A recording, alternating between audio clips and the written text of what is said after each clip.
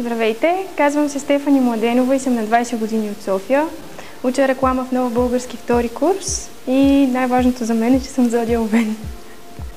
Избрах да се запиша специалността реклама в Нов български, тъй като единственото място, което има тази специалност в художествената академия, но мисля, че там обучението и базата не са на ниво и затова предпочетах Нов български. Маникюристка съм, работя като маникюристка, тренирам бокс от 2 години, тренирала съм фигурно парзалене 7 години, обичам да играя баскетбол, да ходя на фитнес и съм художничка.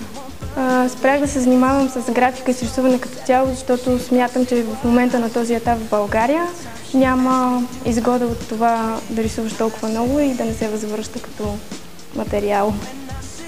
Да, обичам много екстремните спортове, тренирам бокс и това за мен е най-голямата страст. Моят приятел тренира бокс, тренира ММА всъщност, което включва и бокс и започнах да ходя на неговите тренировки, след което ми стана голяма страст и продължих да тренирам самичка и следователно установих, че съм доста добра като за момиче. Да, това също е другата голяма страст. Ужасно много обичам да съм зад волана, да шофирам, но не в рамките на нормалното, до степен да има адреналин и тръпка от това, което правя. Избрах да се запиша в конкурса, защото смятам, че това би било едно много хубаво преживяване и до голяма степен са виновни моите приятели, които ме убедиха да участвам.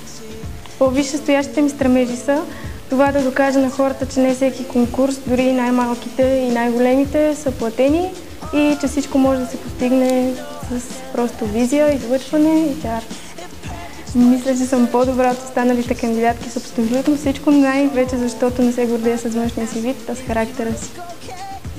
Това, което харесвам най-много в себе си, като сексапил и част от тялото си, са устните и коремчето си, защото имам хубави плочки и пирсинг. Новия мистър Нов български според мен трябва да бъде много мъжко момче, което няма визия на манекен, може би дори леко по-мускулест, не слабичък. Да има просто небрежен стил и на отношение и на обличане и да се държи наистина мъжки, независимо от това, че участва в конкурс. Бих искала да кажа на журито, че ще бъде ужасно щастлива, ако изберем мен, защото смятам, че тази титла за мен ще означава много повече от това да съм мис Нов български и бих могла да бъда много полезна на университета.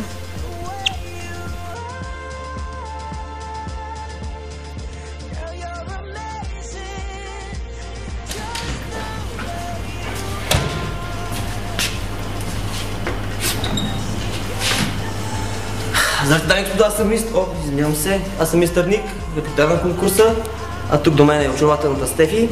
Здравей, Стефи. Здрасти. Съжалявам, бях малко зает. Разбрах твоята визитка, че обичаш да дрифтиш. Да, така е. Кажи ми, как обичаш да дрифтиш, на писта или из улиците?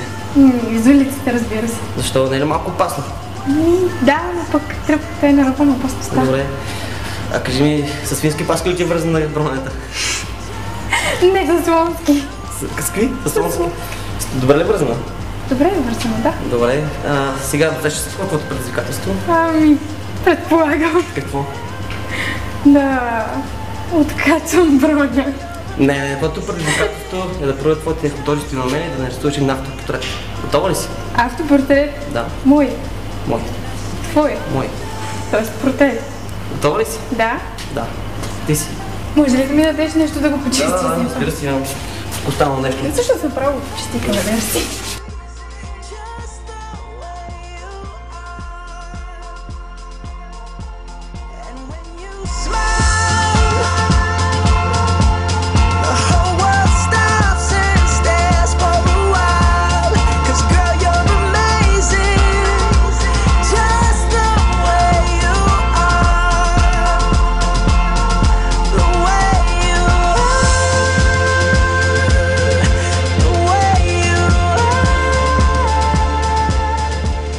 Стефи, това е достатъчно. Сега е време да покажеш твоите умения и на подиума, което журито очаква. Успех! Благодаря ти!